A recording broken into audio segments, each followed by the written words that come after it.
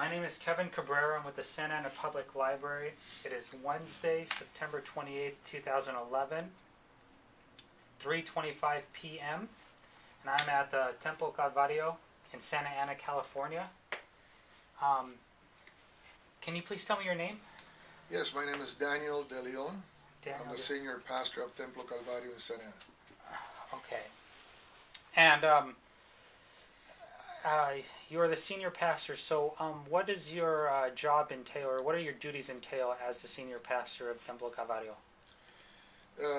My main responsibility, obviously, is to take care of this church, this congregation, and I do it three ways. Number one, I do it by teaching the Bible, which I call feeding the congregation the Word of God. Secondly, I do it by taking care of the church, making sure that everything is running well, that people are fine, that if there's a need, we can take care of it. We can basically take care of the congregation. And the third thing is that I lead this church. I have the responsibility of giving direction to the church. Where does God want us to go? What should we be doing? What is TC all about? And how can we make it work? And basically that's my responsibility. Okay. So I'll regress a little bit. Can you tell me a little bit about Templo Calvario, when it was founded, who founded it, just a little bit of background information about it? Yes.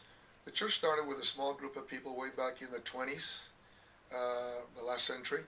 And it was just a small group of people that went from house to house, from barrio to barrio, just preaching the Bible and praying for people and trying to be of help.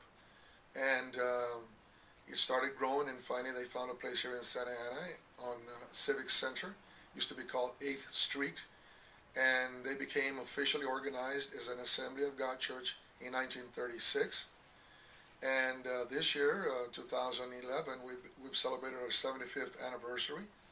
So the church has been in the city for many, many years, very well known, highly respected, and it's grown to become one of the strongest and biggest churches in Santa Ana.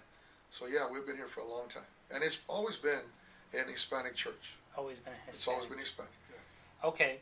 Now, that doesn't just limit your, it's mainly Hispanic, but does not limit it to anyone outside who is not ethnically Hispanic. Right. Yes. The church is multi-ethnic and multilingual.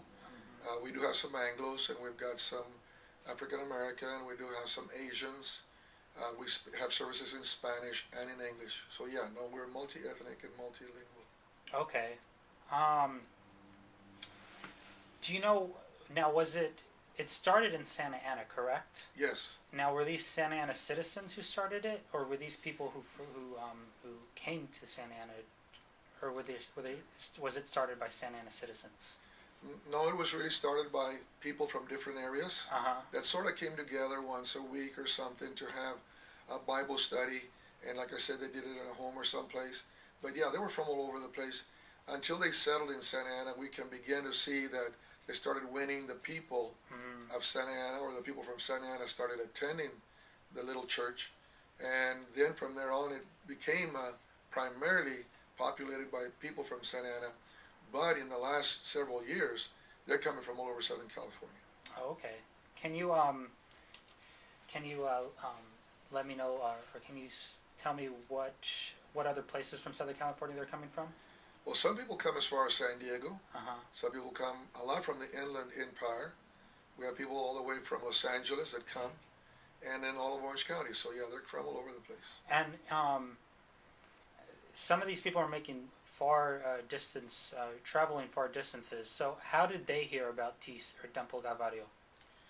Well, some of them had lived here and moved out. Okay. And still wanted to come back to church on Sundays, primarily, or their friends have told them about the church, and they found somebody that was looking for a church, and that's why they're coming here. It's most of the time it's a person-to-person contact.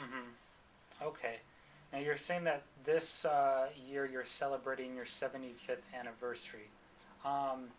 Has there been any special preparations or anything done differently for the celebrating? 75 years is a pretty great achievement. Yeah. Are you guys doing anything special this year? Well, we did already the month of May, which is the birthday month, if you will, and we brought the leader of our movement from Springfield, Missouri. He heads an organization that is worldwide, and he came and spoke, and our people got to meet him. We did several celebrations. We've done several projects to let the community know, of course, that we're here. Yeah, we did a lot of stuff, but pretty much we've kept with the same program that we offer all the time. Okay. Can you tell me about a little bit about your leader who came from Illinois, you said? No, from Missouri. Missouri. Springfield, Missouri. That's where the headquarters is. Okay. Dr. George Wood. Dr. George Wood, as a matter of fact, is from Southern California. He was elected to the position of what we call the General Superintendent of the Assemblies of God. The organization of the Assemblies of God is the fastest growing Pentecostal organization in the world. We're over 65 million adherents now. So it's huge. I mean, he's a man that's all over the world. So just a great man, just a great leader. But he's not, if I can make the comparison, he's not like the Pope. In other words, he doesn't have any authority over this church. He can't tell me what to do. He can't tell the church what to do. He just happens to be the leader that we have elected to represent us. Basically, that's it. And that's really what his position is. Now, some people might not know what a Pentecostal movement is. Can you maybe define that or explain a little bit about that? The Pentecostal movement, first of all, is a Christian movement. We believe in Christ. Everything we say, do is because of Him in our life. But the Pentecostal church has what we call a distinctive. And the distinction is that we speak in tongues. We believe in speaking in tongues. You might say, well, where do you guys do it? When you're shopping? Or when you're playing ball or wherever? We basically speak in tongues in our own private devotions, at home, in our own little place, if you will. And sometimes if you come to our service, you might hear somebody speaking in tongues, but not very often, because it's for private, your private devotional life to Christ, and that's what makes us be different from other churches. Okay. Now, can you tell me what the main mission of your church is? Yeah, we have what we call the etc. concept. The E stands for evangelize, T stands for training, and C stands for commissioning. The mission of Templo Calvario is to evangelize the people of the world, to train the believer, and to commission that trained disciple or that follower of Christ. So we believe in winning people, going out there and telling them, here we are, and we're here to be a blessing to your life, your spiritual walk. Once they become a part of our church, we train them in the ways of Christ, in the ways of the Bible. We don't have our own training, if you will. TC doesn't have their own. We follow the Bible. Once we train them to become followers of Jesus Christ, which we call disciples of the Lord, then we send them to do work. And by that I mean it can be work here in the church, or it can be work in the community, doing ministries to help people. And we're in 32 nations, so we send them around the world as well. Oh, wow. Okay. So when you commission your members, you send them out through different ministries. Can you maybe talk about some of these ministries that you have here at your church? Yeah. For example, you know that there's men that stand outside the Home Depots waiting for work. Yes. Well, every Saturday morning we have groups that go out to them, and they take them breakfast, they take them water, stuff like that, and then they also preach to them the Bible.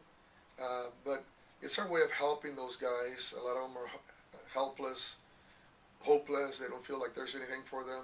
And at least we give them a word of encouragement, and then we feed them, and they really appreciate that. We have a lot of those groups in Santa Ana. We also have another ministry that is called Emi Aquí, or Here I Am, which is kind of typical, like that, but these people meet in backyards or in apartment complexes, and every week they take them food, grocery bags of food, whatever we receive, and we take them that, we take them water, we take stuff for the children. We'll go and mow the lawns for the poor, for the needy, for single mothers that are struggling. We'll take them food, we'll take them out, take care of the kids for 2 or 3 hours so they can have a night off. We do a lot of those humanitarian type of things to help the community and to let them know that here we are, we're a church, not just to take, because we have always a reputation the churches just take your money. We're actually here to help the community and be an important part of this community. So those are examples of things that we do. We also help with schools. We help to tutor. We take kids to camps. We do neighborhood type clubs where we teach them the Bible, but also we teach them good values. So we're very involved in the community in many ways. Can you tell me about some of these values that you like to teach children? Well, to be good children, that is to obey their parents, to be good citizens of this nation, to love America and to support America and to do the best they can to help America, to have a good work ethic, to be obedient in school, to be good students, to dream of becoming something big, important in the world, dream to become the President of the United States, to become the mayor of the city. So we do a lot of positive kind of instruction to them to try to encourage them to move to the next level. Okay. Are there any other services that you do offer to your congregation? Well, to the congregation, we obviously offer programs for the children, and I say it this way, all the way from the cradle to the tomb. And we take care of the children. We offer them all kinds of programs, and the couples. We provide marital counseling for couples that are in trouble. We provide seminars for our youth so that they can move on and believe in themselves to succeed in life. We have, for our men, for example, we have retreats where we teach them a lot about business, how to put a business together, how to succeed in business. We have what we call the CDC, or the Community Development Corporation, here in Templo Calvario. And what we do here, we help people find jobs, we help tutor, we help by training them in different aspects of need in their life. We have a charter school that's got 350 students. It's called the Edward B. Cole Academy here in Santa Ana. So we do a lot of stuff to help our people and provide services for our people.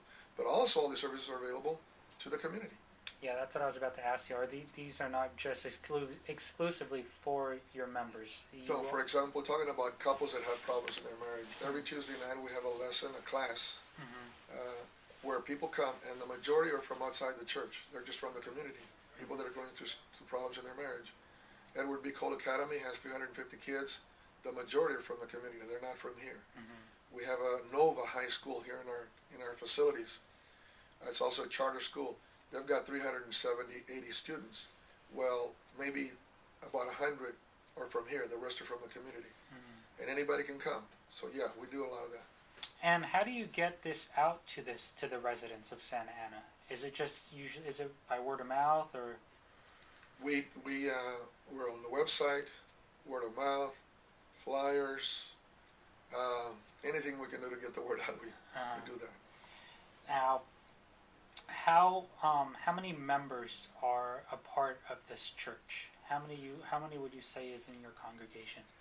We have about 6,000 members that are part of this local church, and then we've opened 77 other churches all around the United States and Latin America, and altogether we're about 15,000 people. Now,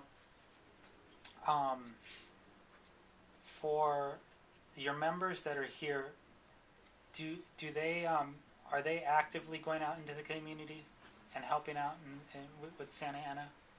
Oh yeah, they're always out there. I don't have to be there with them, and they just do it because they know that that's part of our DNA, to be a help and a blessing to the community. So they just do it. Okay. Now, a big thing that I'd like to touch on is the youth. How is the youth actively engaged within your church?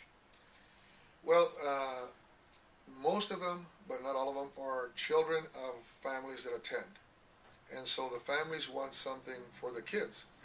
It's done in English, but we also do it in Spanish for the youth, because we do have kids that their parents came from Mexico or Latin America and they don't speak very good English, so they would rather have their own group in Spanish. And so we provide services and gatherings and clubs, if you want to call it that, for them, where they can identify and say, we have something for us. Mm-hmm. We have a building just for them where they gather, and so we have provided that for them so that they can feel like, hey, we belong here. There's something for us. This is ours. Mm-hmm. And they have a leader over them, and they do their own programs. They do what they think they want to do. They go to camps. They go to retreats. They go to the community and do stuff out there that we're talking about. So we provide what I would consider a wholesome type of program for them, which is not only the spiritual side, but also the mental side, the social part, and also the humanitarian side. So we try to give them a rounded training so that they become contributing people in every aspect of life. Can you maybe go into a little bit more detail about what the youth is doing around the community, any humanitarian work or outside of the church where, they're not in this confined space? Yeah, a lot of what I have said, they do it. Uh-huh. They do it themselves. For example, they will find a lady in their neighborhood. We have what we call small groups, and they gather all over the place. Mm-hmm. These are small groups of 6 to 8 or 10 kids. And they find a home that's close by of a lady is by herself, an elderly lady maybe, and they want to go and help her. They'll buy groceries. And by the way, I don't even know. I didn't tell them. Nobody told them. They just felt they wanted to do that. So what I'm saying, they are also like their parents in a way. They just go out and do it now because they're learning from their parents, and they're learning this is what the church does. They get involved maybe in going out to clean the beach with everybody else that goes. Things of that nature. In the schools, they help the schools a lot. So they're quite involved in the community in different ways, quite a few ways. Do you think there is more that they can do within the community, or do you think that what they do is enough? No, I think that there's always more that we can do in the community. As a matter of fact, I'm always pushing for us to get out of the church into the community. The month of September that we're in, we call it the church in the community. And that's when everybody's encouraged to, every small group, find a house, find somebody. Let's do something. For example, they've gone out and taken a bottle of water on a very hot day, and the label says Templo Calvario and our website, and they just send it out. And people say, why are you doing this? Well, we're doing it just because we just want to hand out water to people. And people get surprised. You're doing it just because? Yeah, you're not going to charge me? No. What's the catch? Nothing. We're just here to bless you in the name of the Lord, and that's it. So, yeah, we certainly would like to see more of this because Santa Ana is a city in so much need that I tell them, keep your eyes open. What can you guys do with the homeless? Take them jackets now that the winter's coming. Take them whatever they need, take them food, whatever they need. And they do it. They take them breakfast to the homeless downtown. And, I mean, I'm sure that we could hopefully, grow the list, and hopefully it will happen. Can you, you just mentioned that September, your month of community within the community, I think you said. We call it the church in the community. Church in the community. Can you maybe talk about that a little bit more? Yeah, the slogan for TC is ministering to the needs of people. So you can already see that our main focus, if you will, is people. And so we want to minister, we want to serve. The word minister means to serve. Serve the needs of the people. And when I use that term, and we use it as a church, that's our slogan, we're not talking just about us. We're talking about anybody and everybody. That's why we're into 32 nations. That's why we send people out there to do what we do here, to do it out there. But 1 month out of the year, we set it aside as our focus to really be the church in the community. So every Saturday, during the week, whenever, I want people to just go out there and don't tell me what you're going to do. Just go do it. And yeah, later on we hear and we investigate and find out, and it's exciting to hear what they're doing. They go to for example, the convalescent hospitals. They visit the elderly. They're lonely. They take them a little gift of something. They'll sing for them. They'll do whatever. So we have jail ministry. The youth don't go, but some of the older youth and people, they go to jail ministry. We go to the prisons just to give them a word of hope, of encouragement. We do a lot of work with gangs, with drug addicts. We have a ministry that we partner with called Teen Challenge, one of the strongest in Santa Ana and in the world, the second best in the world in terms of success. So yeah, September is that month, and then we also do something. We bring ministries and services that are in the community. We bring them to church on a Sunday morning that month, so that people hear what is human trafficking all about, and what are we doing as a church to help.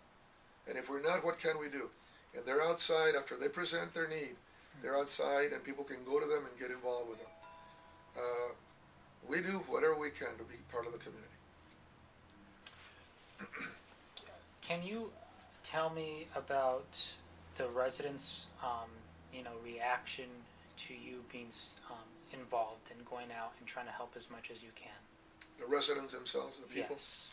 Well, we've had from complete surprise and saying, I don't want you here, get out of here. They're mowing the lawn. Why are you doing it? Get out of here. We're not going to charge you, sir. We just want to do it to help you. To people just standing and crying and saying, for example, one lady, I'll give you an example. One of the groups went to visit her. She was not in the house when they got there, but they left the groceries, they hid them behind, and they put a $25 or $50 card to go to some store. And but one of the girls had her number and called her to let her know that the groceries were there. And she just started crying and saying, if you guys would not have brought those groceries today, my kids would not have had anything to eat today. But we have those stories, incredible. I was in several places this past Saturday, and to see the people, they're so poor in our apartment complexes, with all the children. In one group place, we had about 60 adults, we had 125 kids, and we had a present for everybody. We had food for everybody. We had candy for all the kids, and stuff, all kinds of stuff. Another place, we had about 260 families that came, and we fed them groceries they took home. So you see from one extreme to the other, but 99.9% of the time, it's thank you so much. You guys are really blessing me, and great appreciation for what we're doing. And we don't go and say, you got to kneel down and I'm going to pray for you, or here's the Bible and you better listen to it, or you better come to Templo Calvario. We don't say that. We're here to just bless you in the name of the Lord. No strings attached. That's good. Is there anything that the residents, maybe the Santa Ana residents, have maybe asked you if you can do a little bit more? Has there ever been, can you do this for me, instead of you going out and surprising? Do you get maybe requests from citizens? Yeah, many will say, can somebody go see my son that's in jail or in prison? Many, Santa Ana, as you all know. Many say, can somebody come to our house and bless us? That we get a lot. We'd love to have somebody come to our house. Is there somebody that can help me with marital problems? And we have this Tuesday night gathering, so we say yes. They ask for help. Most of them have some need, and they ask us, can you help us? I don't have a job. Can you help us find a job? And so we bring them here to our Community Development Corporation office, and we try to help them find a job. So yeah, they do ask us. Many don't say anything. They just say thank you. But we try to, as much as possible, help them whenever there's a need. Can you maybe talk about a little bit more of the ministries here at Templo? Yeah, starting with children, obviously we take care of our kids. We teach them the Bible, songs, and we teach them good values, like I mentioned before. It's a well-rounded program. We have what we call the Road Ranger program. It's for boys, and they have a uniform, very sharp uniform, and they can progress, and they get little badges and stuff, and go to the next level. They can go from all the way from, I think they start at about 5 years old, all the way to 17, and they can reach recognition and awards at the national level. national level. The girls have a program for them. It's called Girls Ministry, and they have basically the same thing, but it's for girls. They take them to retreats. They take them to camps. They train them every week. There's training for them. They take them to do services for the community. For the youth, like I said, we do provide a very well-run program. They're very involved with youth from the schools. We go to the high schools and take up a Bible study, those that allow us to be a blessing to the kids, and kids that are not from the church come. We have kids that come on Thursday night for the youth service that do not belong to this church, no, their parents are nobody. They come in skateboards, they come in bicycles, they just come from the neighborhood. And they come because they just need something in their life. So, of course, we have a lot of ministry for couples because couples struggle. And so we have counseling, we have guidance, we have therapy, we've got training programs for them so that they can become better mothers, better husband, better wife. For the elderly, we provide for them medical fairs, what do they call them? Where they give free, blood tests, they give free for this and free for everything that's in the elderly that they need. We also take them places. We also give them a breakfast from time to time. So it's all the way from children to the adults. And in the services, we obviously invite the people from the community. And a service is a typical service. We have a lot of singing, because in singing, it's a good way to express your joy and your happiness to God and to those around you. They hear the Bible taught. Again, it's not us. We're not what you would call a legalistic people that say, you better do this or we're going to get you. Nothing like that. It's all a word of encouragement, of faith. You can believe in Christ, let him come into your life, let him change you, do what he does in your life, and go out and be a happy person. So, man, I can keep going. Can you tell me when you have your services? Yeah, we have one Sunday at 8, 10, 12, 5 o'clock on Sundays. Then we have on Thursday nights at 7 for everybody, children, youth, everybody. I mean, everybody in their place.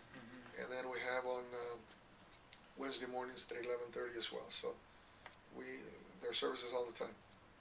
And these are in English and in Spanish, And correct? in Spanish, yes. Okay.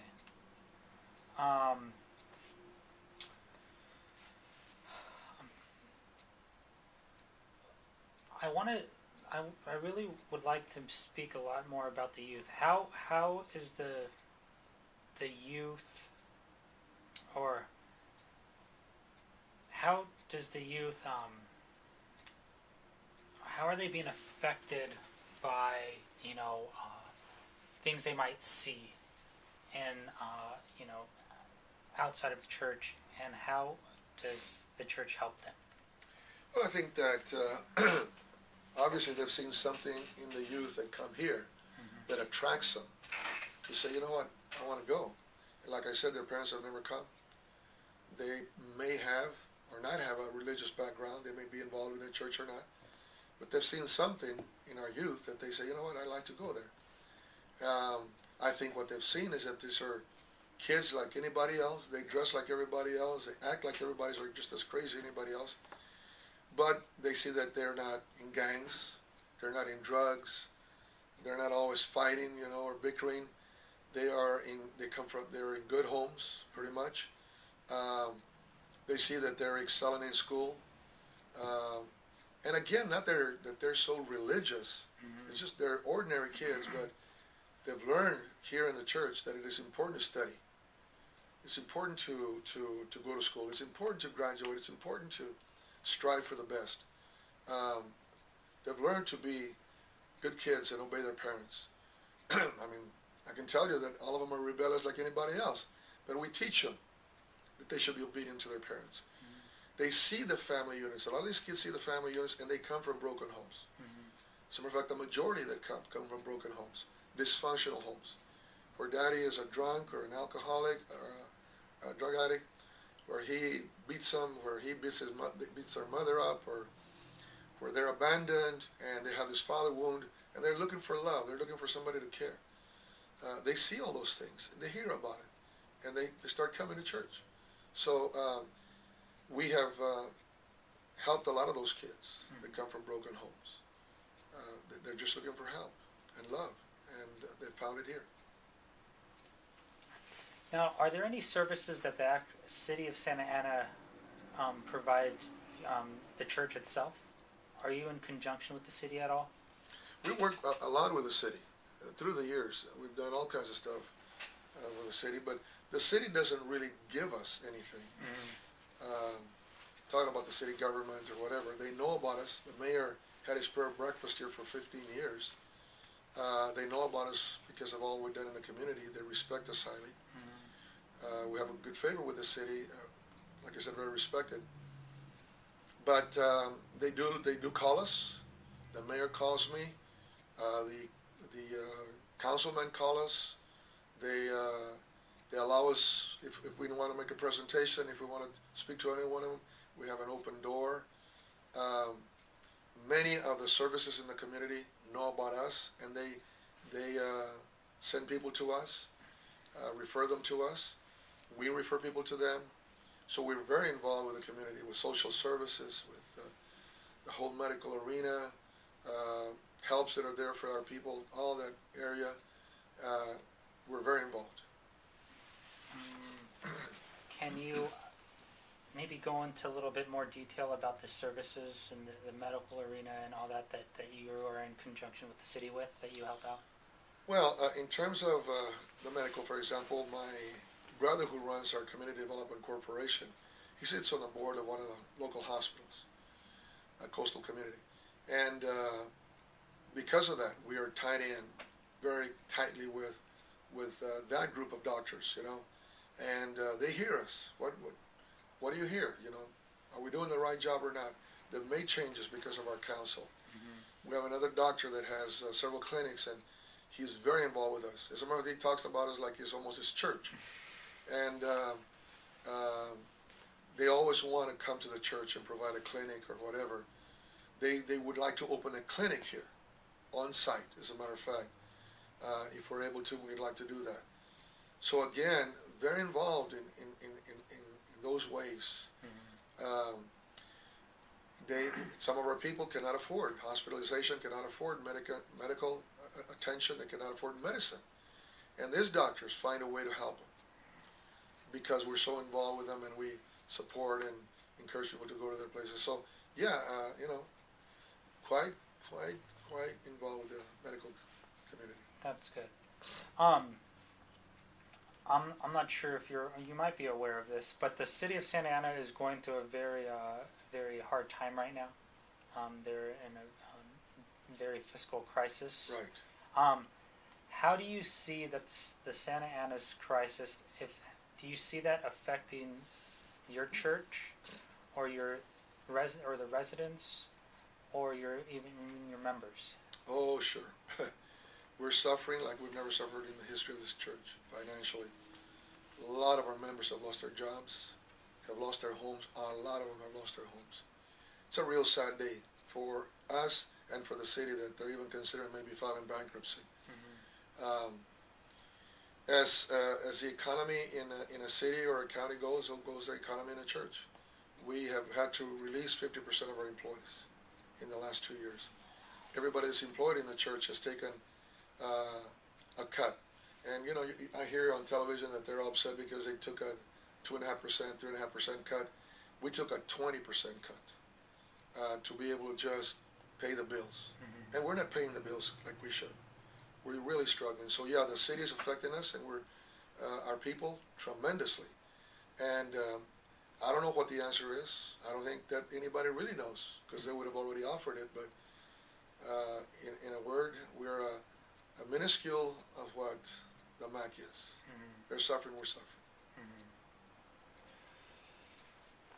Do you feel that through the suffering that, you know, not just the city, but also your church and its members, do you feel that it is maybe bringing together even the community even more?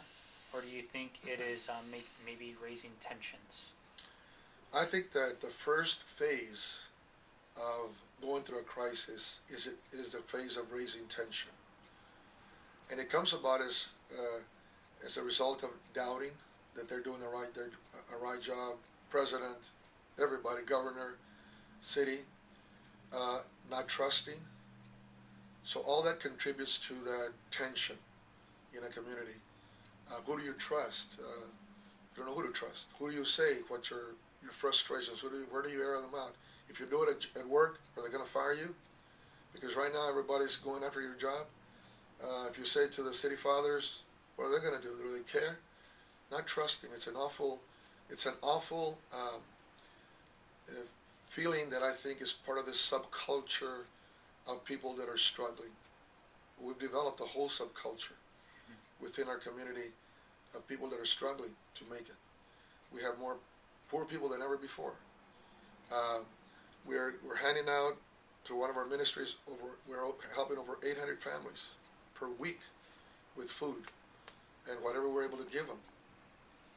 So to me, we're at that right now. We're at that phase of not trusting, of tension. The next phase is hopefully that we can come together and sit down at the table and try to figure out a way out of this. Not only the city fathers, which I'm sure they do it every week probably, but they need to sit down with the community.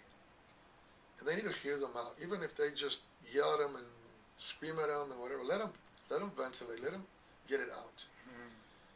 There's never going to be healing unless we confess, unless we get it out. And they need to provide that outlet somewhere. Not just downtown at the council meetings on Tuesday nights where they scream and holler at a few people. I'm talking about they go into the community. All our councilmen, even the county supervisors, they've got to hear what their people are saying. Give them that opportunity. So I'm hoping that this moment of tension can be given an opportunity so that there's a release, and then maybe from there we can start seeing some healing, and then working together and finally resolving. It's a long way down the road as far as I'm concerned. Do you feel that Templo Calvario yourself, as a big organization within Santa Ana, do you think that that is maybe something that you can do, is go and maybe sit and talk or express how not just yourself but your members and even the residents, you do a lot around about Santa Ana, and do you think that's a good opportunity for you to maybe sit down and talk? Or have you done that? We have done that, but not enough. Not enough. To me, it's kind of a you're on the ship with people that are in the ship with you, and this thing is thinking, and you're trying to rescue these people. And maybe we've concentrated too much on ourselves, to give them encouragement and say, man, get those buckets going, and not concentrated enough on doing something out there, like I was saying. But at least we're contributing by going out there and doing whatever we can. But sitting down in some kind of a informal or formal forum, we haven't done that. But maybe, you just hit something that maybe I should do. I should call a forum here, open the doors and say, on Saturday, we're going to open it up to the same councilman who come here. We want to invite the community to come, and let's hear each other out. We've got to find an answer to our crisis. Yeah. Is there anything that you would like to mention that maybe I missed? Is there anything that my question's asking, anything that maybe I didn't cover that you would like to maybe talk about? Well, maybe I think it's important that I say this, that churches are vital to our community. Not just Templo Calvario, but churches. It's like, to me, if you don't have churches in a community, it's like a body without a heart.